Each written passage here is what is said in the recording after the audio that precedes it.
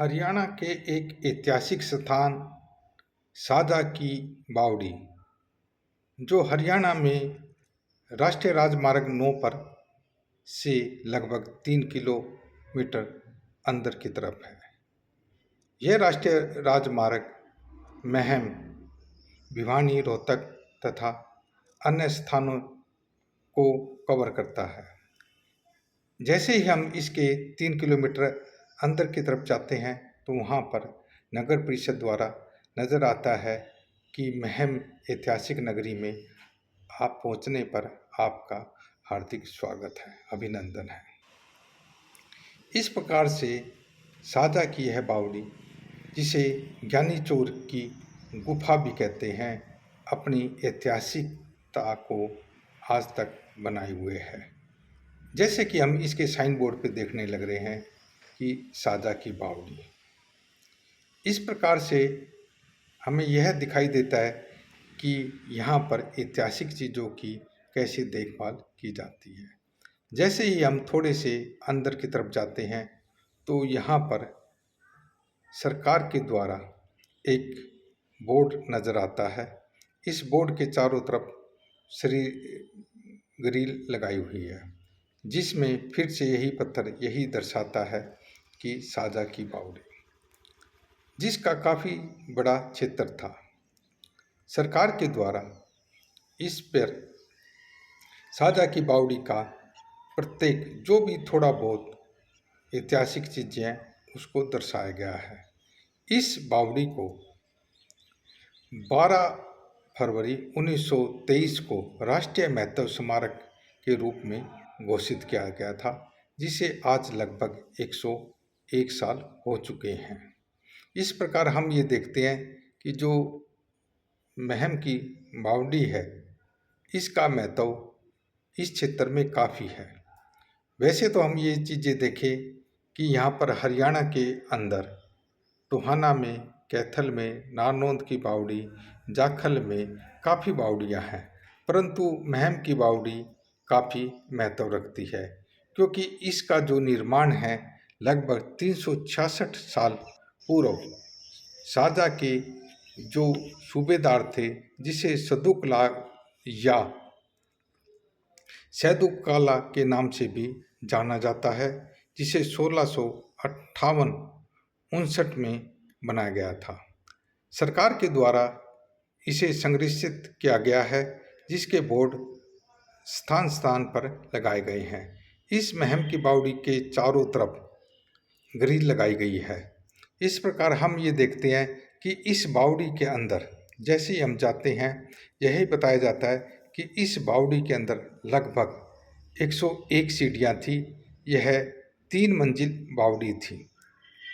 और अब जैसे हमने इस बावड़ी के अंदर प्रवेश किया तो इस प्रकार हमें दिखाई दिया कि इसकी लगभग 32 सीढ़ियाँ ही अब बची हैं, बाकी जो है वो पानी में डूब चुकी है। और इसकी एक मंजिल जो लगभग दिखाई देती है और 2 से 2.5 मंजिल जो पानी के अंदर समा चुकी है।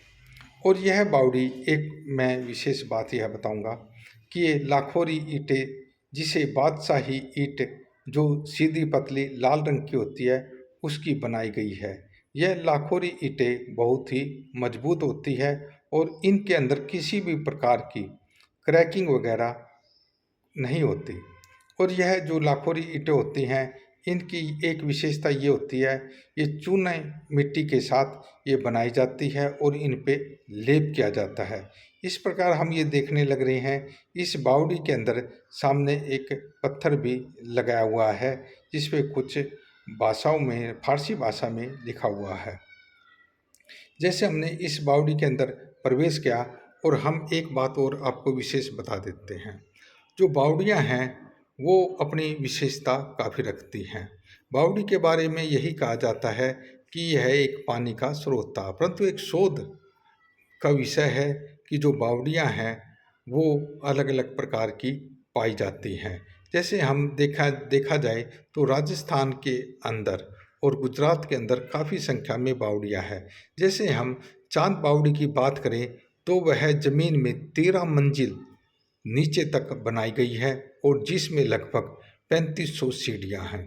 अब हम देख रहे हैं कि जो लाखोरी ईंटें हैं ये इनकी बनाई हुई है और ये काफ़ी स्थान पर ये कंडम भी टूट चुकी हैं। और हम देखने लग रहे हैं कि जैसे जैसे हम इस बावड़ी के ऊपर जाते हैं, जैसे चूना मिट्टी का ये पलस्तर किया हुआ है। चूना मिट्टी अपने समय के अनुसार कोई ख़राब भी होती रहती है, क्योंकि इसका जैसे कि मैंने अभी आपको बताया कि ये 366 साल पुरानी ये बावड़ी है और इसकी ग्रिल है। जैसे अब ये दीवार हम जैसे देखते हैं, इसकी बाहरी दीवार ये काफ़ी टूटी हुई है, इसको मरम्मत की ज़रूरत है। परंतु सरकार के द्वारा 101 साल पहले इसको स्मारक के रूप में एक पहचान दी गई थी और महत्व का दिया था, जिसको 101 साल हो चुके हैं, जबकि देश को आज़ाद हुए आज लगभग 76 साल हो चुके हैं। उससे पुराने पुराने समय से इसको संरक्षित कर दिया गया था।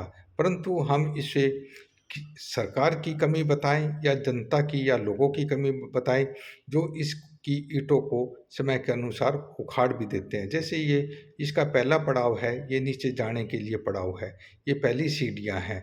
उस समय पे ये सीढ़ियाँ स्पेशल बनाई गई थी और इस प्रकार हम फिर आगे जैसे चलते हैं, फिर दूसरा पड़ाव आता है, इसमें फिर आगे फिर सीढ़ियाँ बनाई गई हैं। बावड़ियों के बारे में एक विशेषता मैं फिर आपको भी ये बताता हूँ। जैसे अब यहाँ पर ये लिखा भी गया है सरकार के द्वारा कि आप सीसी कैमरे की निगरानी में हैं। आप कोई भी ऐसा काम या इसे कोई भी नुकसान ना पहुँचाए जिससे आपके खिलाफ भारतीय धाराओं के अंतर्गत आपको सज़ा या जुर्माना किया जा सके। फिर हम देखते हैं कि इसके जो है दूसरे पड़ाव में हम जैसे ही फिर अंदर आते हैं, तो इस बावड़ी के अंदर फिर सीढ़ियाँ आती हैं। प्रत्येक बावड़ी के अंदर जहाँ पर कमरों का निर्माण किया जाता था और फिर इसके आखिर में एक कुएं का भी निर्माण किया जाता था। अब ये बावड़ियों के बारे में एक विशेषता यह भी मैं जो आपको बताने लग रहा हूँ कि इसमें एक कुएं का निर्माण होता था। इस बावड़ियों के अंदर जैसे अब बताया गया है कि भाई कमरे काफ़ी संख्या में होते थे और कमरे घुमावदार होते थे। अब इस बावड़ी के अंदर जो ये पत्थर लगाया गया है, इस पत्थर को जो है ये फारसी भाषा में लिखा गया था, परंतु इस फारसी भाषा में लिखने के कारण इसको आज तक ये कहते हैं कि पढ़ा नहीं गया। कोई अंग्रेज अधिकारी यहाँ पर आया था, जब उसको यह पत्थर की लिखाई पढ़ी नहीं गई तो उसने इस पे गोलियां दाग दी, जिनकी 3 गोलियों का निशान यहाँ पे बताया जाता है। और यह भी बताया जाता है कि यह इस बावड़ी को जानी चोर की बावड़ी भी कहते हैं, जो साधारण भाषा में बताया गया है कि लगभग 100 साल के करीब जो जानी चोर था वो अपने घोड़े के साथ यहाँ पे छिप जाता था। उस समय पे पानी नहीं था। अब ये देखो, ये जो मसाले होते थे उनको लगाने के लिए ये बनाए गए थे कि यहाँ पर जो है भाई रात के अंधेरे में यहाँ पे रोशनी हो सके।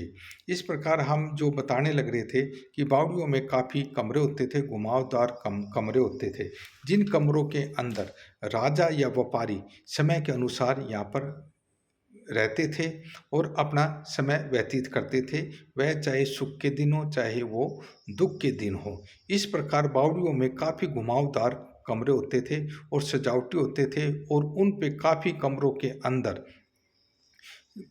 जो है मूर्तियाँ भी मिली हैं। जो मूर्तियाँ थी, सजावट आदि उन कमरों के अंदर की जाती थी। अब यह बात आती है कि भाई जैसे ये कुआँ है, आखिर में एक कुआँ होता था, कुएँ का प्रयोग जो है वो पानी पीने के लिए किया जाता था। जो व्यापारी लोग आते थे और जो यहाँ पर राजा लोग रहते थे, इस कुएँ से वो अपने उस समय पे पानी पीते थे और अपने पानी पीने के बाद अपने जीवन व्यतीत करते थे। फिर हमने ये विशेषता यह बात आती है कि जैसे बावड़ियों के अंदर कमरे इतनी संख्या में बनाए जाते थे कि 13 मंजिल तक बावड़ियाँ होती थी। ये जो महम की बावड़ी है ये केवल 3 ही मंजिल है। इसके बारे में यह बताया जाता है कि जो शाहजहाँ का जो पड़ाव था वो यहाँ पर कई बार जब वो काबुल में जाता था तो वह कुछ समय के लिए यहाँ पर भी रुक जाता था, उसकी रानियाँ भी रुक जाती थी।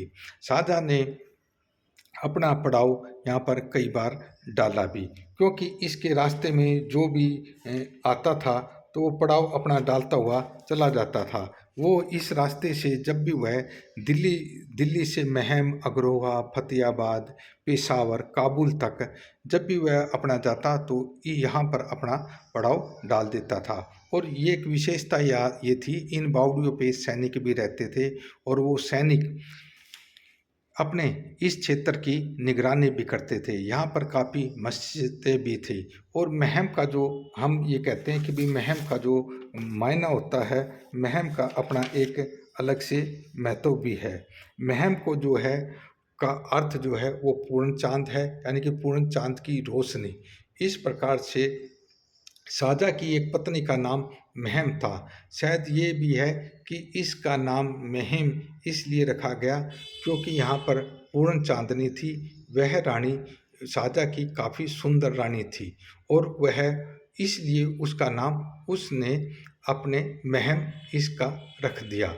यहाँ पर जो है जब आज़ादी 1947 के अंदर जब आज़ादी की हुई तो यहाँ से काफ़ी जो है इस क्षेत्र से लोग पलायन कर गए और यहाँ पर जो है इसको बेसहारा छोड़ के चले गए। और आज इस 366 साल पुरानी बावड़ी जो है इसका रख रखाव न होने के कारण यह बावड़ी कंडम हो रही है।